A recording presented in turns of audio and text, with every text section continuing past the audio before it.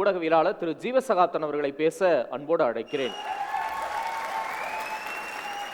இவர் நம்ம சகோதரர் விஜய் கட்சியினுடைய ஆதரவாளர் சில விஷயங்களை சொன்னார். ஏன் 2 தொகுதி முதல் தேர்தலை சந்திக்கிறீங்க, வந்த ஒரு 5-6 இடைத்தேர்தல் மக்களவையை சந்திக்கல, அங்கே நான் மட்டும் எப்படியாவது ஜெயிச்சிடணுங்கிறதுக்காண்டி என் ஜாதிக்காரன் என் மதத்துக்காரன் எங்கே இருக்கான்னு பார்த்து அதுவும் 2 தொகுதி, இது எப்படி தலைமை பண்பாக இருக்க முடியும்? மற்ற கேண்டிடேட்லாம் பார்த்துருக்கீங்களா? விஜய் கட்சியினுடைய மற்ற கேண்டிடேட்லாம் இந்த கில்லி படத்தில் வந்து விஜயோட அப்பா ஃபோன் எடுப்பார், பேர் கொக்கி குமார், நொச்சி குப்பம் வவ்வால், அதே மாதிரி தான் கேண்டிடேட்டு. 234 தொகுதியில் 115 பேர் அதர் கட்சி காத்துக்கிட்டே இருந்திருக்காங்க. திமுக கேண்டிடேட் முடிஞ்சிருச்சு தலைவா, அதிமுக கேண்டிடேட் முடிஞ்சிருச்சு, எப்படியும் அதிருப்தியாளர்கள் வருவான்ட்டு 106 பேர் எடுத்து போட்டிருக்கிறாங்க. மீதி இருக்கிறதாவது யாருன்னு பார்த்தீங்கன்னா, யாரோ கோயம்புத்தூரில் ஒரு டாக்டரை போட்டிருக்காங்க. எனக்கு மகிழ்ச்சியாக இருந்துச்சு, பெண்கள் படித்தவங்க டாக்டரை விஜய் போட்டிருக்காரு. பார்த்தா அது ஜோசியத்தின் மூலமாக கேன்சரை ட்ரீட்மெண்ட் தான். ஜோசியத்தின் மூலமாக கேன்சரை ட்ரீட் பண்ணுறாங்களாம். குழந்தை இல்லைன்னா ஜோசியத்தின் மூலமாக ட்ரீட் பண்ணுவாங்களாம். ஏன்னா குழந்தை இல்லைன்னா ஜோசியம் பண்ணி எப்படியா குழந்தை பிறக்க வைக்க முடியும்? அந்த அம்மா அப்படி சொல்லி சம்பாதிச்சுக்கிட்டு இருந்திருக்கு. அது ஒரு இல்லீகல் ஃப்ராடு. அதுக்கு சீட்டு கொடுத்து இவர் வந்து வழக்கம் போல் இப்படிலாம் பண்ணியிருக்காங்க. இதில் விஜய் சொல்கிறாரு, இந்த கேண்டிடேட் செலெக்ஷனில் ஒருத்தர் கூட மற்றவங்க இல்லை, நானே பார்த்து செலக்ட் பண்ணேன் அப்படிங்கிறார். ஐயோ, பார்த்து இப்படியா? அது தூத்துக்குடியில் யாரோ ஒரு அஜித்தான ஒரு மீனவ பெண்மணி இந்த கட்சியை நம்பி ஏதோ அவங்க போராட்டம்லாம் பண்ணியிருக்காங்கன்னா கடைசியில் அதெல்லாம் லிஸ்ட்லேயே இல்லை பாவம். யார் பார்த்தா இவரு கூட இந்த நடிகர் பேர் கூட தெரியல, ஒரு காமெடி நடிகர் அவரை போட்டிருக்காங்க, ஸ்ரீநாத். ஆமாம், ஸ்ரீநாத். காமெடி நடிகர்லேயே அவர் பிரபலம் கிடையாது. பிரபலமான காமெடி நடிகராக இருந்தால் கூட பரவாயில்ல, காமெடி நடிகர்லாம் ஒரு பரோட்டா சூரி அந்த ரேஞ்சுக்கு இருந்தால் பரவாயில்ல, காமெடி நடிகர்லேயே அவர் பிரபலம் கிடையாது. ஆமாம், அவரை விட விஜயோட ஃப்ரெண்டு அப்படின்னு. விஜயோட ஃப்ரெண்டுன்னா அவர் எப்படி இருப்பார்? அவர் ஒரு கேண்டிடேட். அப்போ யோசித்து பாருங்க, விஜய் கட்சியில் அவருக்கு வேற யாரும் ஜெயிக்கணுங்கிறது கூட என்ன இல்லை.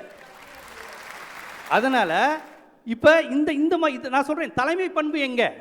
நீங்கள் இந்த 2 திராவிட கட்சிக்கும் மாற்றுனா எதில் மாற்றுனீங்க?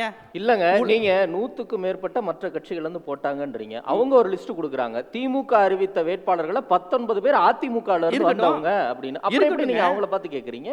காலங்காலமாக அப்படி தாங்க திமுக இருந்திருக்கு, காங்கிரஸ் இருந்திருக்கு. இது ஒன்றும் பெரிய விஷயம் இல்லை. கம்யூனிஸ்ட் கட்சியிலே வந்து இப்போ நான் பண்ண கேட்ட ஏகேஎஸ் விஜயன்லாம் பாரம்பரியமான தமிழ்நாடு கம்யூனிஸ்ட் கட்சியிலாம் வந்து மாறி இருக்காங்க. அது ஒன்றும் தவறு கிடையாது. அப்புறம் அவங்கள கேட்குறீங்க? ஏங்க, ஒரு வேட்பாளர் முதல் முறை சந்திக்கிறீங்க, உங்கள் கட்சின்னு ஒரு அமைப்பு உருவாக்கி உங்களுக்கு ரசீது பண்ணுறோம், உங்கள் யூத் படத்துக்கு விசில் அடித்து மெரிசலுக்கு விசில் அடித்து போஸ்டர் ஒட்டி உங்களை ஒரு தலைவராக நம்பி ஒரு குரூப் இருக்குது.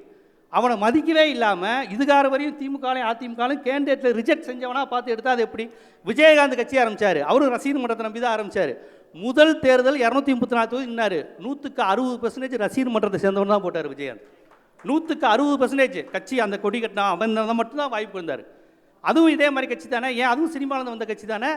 அப்போ அடிப்படையான விஷயங்கள் கூட நீங்கள் மாற்றாமல் எப்படி மாற்றுவீங்க? கேட்டால் கருப்பு பணத்தை ஒழிக்க போகிறோம், ஊழலை ஒழிக்க போகிறோம். ஏங்க, ஒரு வீட்டில் பெத்த அப்பா அம்மா மனைவி மகன் மகள் அனைவரையும் கடன்காரனாக்கி வச்சுருக்காங்க. இது தமிழ்நாட்டு கடனை இவர் அடைக்க போகிறாரா? இவருக்கு பெத்த பாவத்துக்கு பெத்த அம்மா அப்பா, கட்டின பாவத்துக்கு மனைவி, பிள்ளைங்க. அந்த பிள்ளை இப்போ தான் 19 வயசு ஆகுது. அந்த பிள்ளைக்கு நீ 4 லட்ச ரூபா கடன் தரணும் அப்படின்னு. யார்? என் பிள்ளைங்களாம் கடன்காரன். இப்போ பெரிய வீட்டிலலாம் சொல்லுவாங்கல்ல, என் பிள்ளைங்களாம் கடன்காரங்களாக வச்சுருக்கு. யார் கடன்காரனாக்குனா? நான் தான் அப்படின்னு. இவரே கடன்காரங்களாக்கி வச்சுருக்காரு. இதை வந்து ஒரு இதில் வேற சொல்கிறாரு. இது பாருங்கள் எவ்வளோ முரண்பாடு பாருங்கள். இதில் சொல்கிறாரு, எனக்கு ஏகப்பட்ட பணம், நான் நினச்சா சொகுசாக வாழலாம். ஒரு தலைவனுடைய பேசுகிறதே அயோக்கியத்தனம். என்கிட்ட பணம் இருக்குது, என்கிட்ட புகழ் இருக்குது, நான் பெரிய ஆள், இப்படி எந்த தலைவருமே சொன்னதில்லை. ரஜினிகாந்த் சொன்னதில்லை, கமலஹாசன் சொன்னதில்லை, எம்ஜிஆர் சொன்னதில்லை, காமராஜர் தான் வாழ்க்கையில் 16 வயசுலேருந்து ஜெயிலேருந்து வந்த தலைவர். ஒருபோதும் நான் வந்து அதை விட்டுட்டு வந்தேன், கல்யாணம் பண்ணிக்கலன்னு சொன்னதே கிடையாது. ஆனால் விஜய் வந்ததுலேருந்து பாருங்கள், நான் பணக்காரன், நான் கோடீஸ்வரன், அதை விட்டுட்டு வந்திருக்கேன், இதை விட்டுட்டு வந்திருக்கேங்கிறாரு. கடைசியில் எல்லாரையும் கடன்காரங்களாக விட்டுட்டு வந்திருக்காரு. உச்சத்தை விட்டுட்டு வந்திருக்க, பொண்டாட்டி பிள்ளையிலேருந்து எல்லாரையும் கடன்காரங்களாக விட்டுட்டு வந்து இங்கே வந்துட்டு நான் வந்து உச்சத்தை விட்டு உங்களுக்காக வந்திருக்கேன். வீட்டில் உள்ள 50 பேரையும் கடன்காரனாகிட்டு இங்கே வந்து என்ன செய்ய போகிறீங்க? இவர்களெல்லாம் அடிப்படையான மனித பண்பிலிருந்தே இல்லாதவர்கள். பணக்காரர்களாக இருப்பதை தவிர இவர்களுக்கு வேற தகுதி கிடையாதுங்க. கோடீஸ்வரர் பணக்காரங்க, அதுவும் இவங்க உழைச்சி உருவாக்குனதா? பிறக்கும் போதே இவங்க பணக்காரங்க. அவங்க அப்பா ரஜினிகாந்தை வச்சு படம் வைக்கணும்னு இவர் அழுதாருன்னா நான் சிவப்பு மனிதன் ஒரு படமே உருவாகுது. இவர் அழுகிறாரு. இவங்கெல்லாம் வந்துக்கிட்டு நாட்டை திருத்த போகிறேன், அதுவும் 2 திராவிட கட்சியை மாற்ற போகிறேன்னா அது எவ்வளோ பெரிய நகைச்சுவையாக இருக்கும். இல்ல ஜீவா, இவ்வளவு நேரம் பேசுறீங்க, திராவிட இயக்க ஆதரவாளரான நீங்க விஜயத்தான் விமர்சிக்கிறீங்க. அவ்வளவு பயமுறுத்தி இருக்கிறாரா விஜய்? இது பயமாங்க? ஏங்க இது பயமா? இது எப்படி பயமா இருக்க முடியும்? நீங்க ஒரு சாதாரண கூட்டத்தோடு நிற்கிறதுக்கும் கொஞ்சம் பிரச்சனையுள்ள கூட்டம், ஒரு அறிவு வளர்ச்சி போதாமையுள்ள கூட்டத்தை நம்ம எச்சரிக்கையாக தானே அணுகுவோம். அவங்கள நம்ம சாதாரண மனிதர்கள் மாதிரி அணுக முடியாது இல்லையா? அந்த கூட்டம் நீங்கள் ஒவ்வொரு வேறு ஒன்றும் இல்லை, நீ கூட்டணும்னு நல்ல எப்போவுமே தம்பி பாயிண்ட் எடுத்து தருவார் நமக்கு. இப்போ நேற்று பாருங்க, அந்த கூட்டம்னு சொன்னது தான் நான் வருது எனக்கு. பெரம்பூர் குளத்தூரா 2லேயும் ஒரு பொண்ணு அழுகுது விஜயை பார்த்தோம். எனக்கு இது இவங்க எதுக்கு அழுகுறாங்கன்னு எனக்கு புரியல. நம்ம இப்போ ஒரு எம்ஜிஆர் கலைஞரை பார்த்தா உற்சாகப்படுவான், தாயே தமிழே என் தலைவான்னு சொல்லுவான். இவங்க அழுகுறாங்க, அது பொம்பளை பிள்ளைங்களாம் அழுகுது, அது ஒரு 45 வயசு 50 வயசு லேடிலாம் அழுகுது. அப்புறம் நாங்கள் பார்த்துட்டோம், எனக்கு அது ரொம்ப பார்த்தா ஏமா அழுகிற, ஒரு பிள்ளை பார்க்கலன்னு அழுகுது ஒரு அம்மா. அப்புறம் எப்போ இருந்து இந்த எமோஷனல் பாண்டு உங்கள்கிட்ட விஜய்கிட்ட உருவாச்சுன்னா, சத்தியமாக அந்த அம்மா சொல்லிச்சு, தேவா படம் பார்த்துலேருந்து அவர் மேலே எனக்கு ஒரு பாண்டு அப்படின்னு. எனக்கு ஒரு மாதிரி ஆயிடுச்சு. உண்மையிலேயே அந்த படத்தை அது பார்த்துனா அது பாண்டு வேற, அது ரொம்ப இதால இருக்கும். ஏன்னா அந்த படம்லாம் இப்போ உள்ள பசங்க பார்த்துருக்க மாட்டானுங்க, பார்க்கவும் கூடாது. விஜயே அந்த படத்தெல்லாம் மறந்துருப்பார், தான் பையனெல்லாம் பார்க்க விட்டுருக்க மாட்டார் அவர், நல்ல அப்பாவாக இருந்தால். அது வேற படம். எனக்கு துள்ளாத மனம் துள்ளுன்னு சொல்லியிருந்தா கூட எனக்கு மனசாரி இருக்கும். கில்லின்னு சொல்லியிருக்கான், தேவா படத்தை பார்த்துட்டு அந்த அம்மா அழுகுது. அப்படி அந்த படத்தை பார்த்ததுக்கப்புறம் எனக்கு விஜய் மேலே ஒரு ஈர்ப்பு வந்து பாண்டாகி பேத்தியோட பேசுது. அப்போ இல்லை இந்த கூட்டத்தை நீங்கள் எப்படி அணுகுவீங்க? நீங்கள் பயப்படுறாங்க, இந்த மாதிரி கூட்டத்தை பார்த்தா பயமாக தானே இருக்கும். இப்போ அந்த வடிவில் ஒரு ஜோக் வரும்ல, ஏன்டா என்னடா மூஞ்சிலாம் ரத்தமாயிடுச்சானே, ஃப்ளைட்லேருந்து டக்குன்னு குதிச்சிட்டேனே ஒரே ரத்தம் ஆயிடுச்சு அப்படின்வான். அடுத்து ஒருத்தன் வந்து கழுத்தெல்லாம் இது வருவான், உடனே சொல்லுவான், அண்ணே இப்போ பயமாக இருக்குன்னு ஏதோ சொல்ல போகிறானேங்கம்மான்ல. அது மாதிரி தான் நம்ம இந்த கூட்டம் அடுத்து என்ன பண்ணும், ஏது பேசும். அவங்களே ஒரு கண்ணாடி கொண்டு வச்சு எரிஞ்சுக்கிறாங்க, எடுத்த அடுத்த நிமிஷம் பயப்படுறியா இப்படியே தான் கட்டிட்டு இருக்காங்க.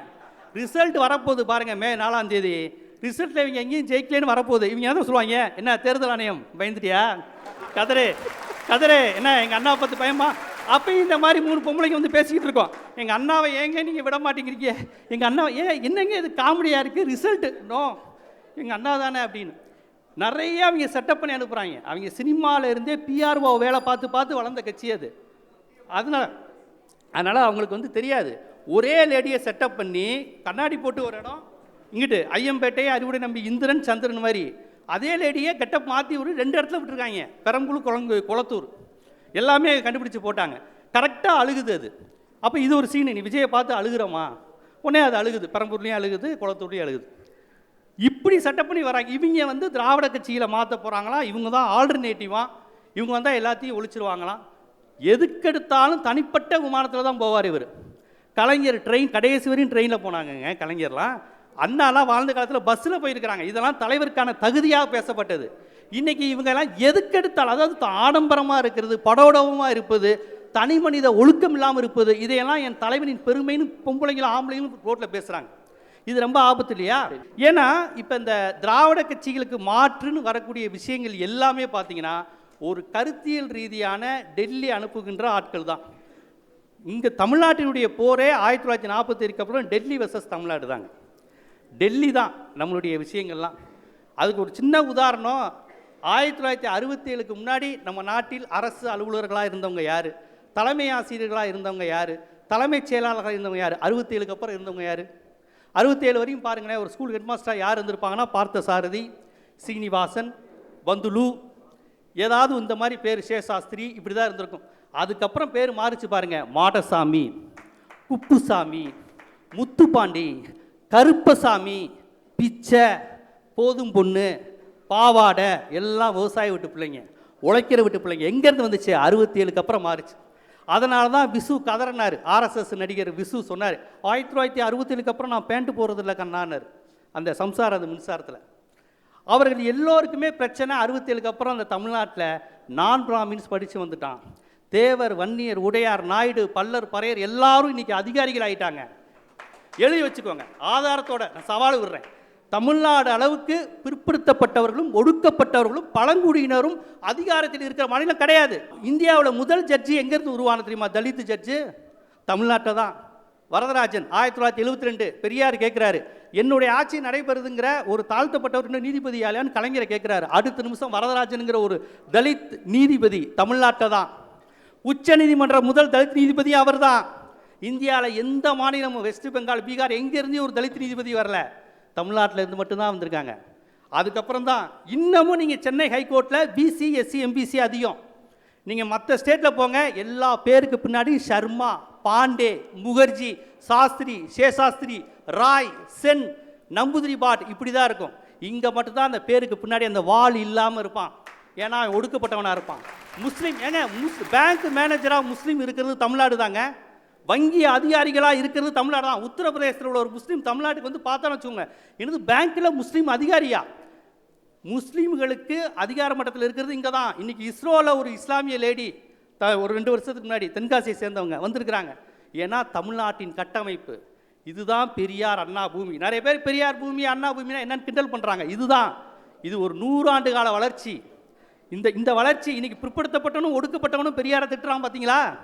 அதுவும் பெரியாருடைய வெற்றி தான். அந்த 3% டைரெக்டாக திட்ட முடியாது. 97% நம்மளை வச்சே பெரியாரை திட்ட வைப்பான். அதுதான் நடந்துக்கிட்டு இருக்கு. அதனால் என்ன செஞ்சிச்சுங்கிறத நீங்கள் தமிழ்நாட்டின் பிற மாநிலங்களுக்கு போய் பாருங்கள். நீங்கள் திராவிட கட்சியின் மீது வைக்கின்ற அந்த விமர்சனம்லாம் இருக்குல்ல, இந்த ஊழல், இந்த விமர்சனம், இதையெல்லாம் எல்லா இடத்துலையும் இருக்குது. அது விமர்சிக்க வேண்டியதுதான், அதை எடுத்து போராட வேண்டியதுதான். நீங்கள் இதெல்லாம் இல்லாத ஒரு உட்டோப்பியன் வேர்ல்டு மாதிரி ஹிட்லர், முசோலினிகளுடைய பேச்சுக்கெல்லாம் அப்படி தான் இருக்கும். ஊழலற்ற தன்மை, பரிசுத்தம், எல்லாத்துலேயும் ஒழுக்கமாக இருக்கணும். இந்த மாதிரி எக்ஸ்ட்ரீமாக பேசக்கூடியவங்களாம் கைலாசா தீவுக்கு தான் போகணும். நன்றி திரு ஜீவசகாப்தன்.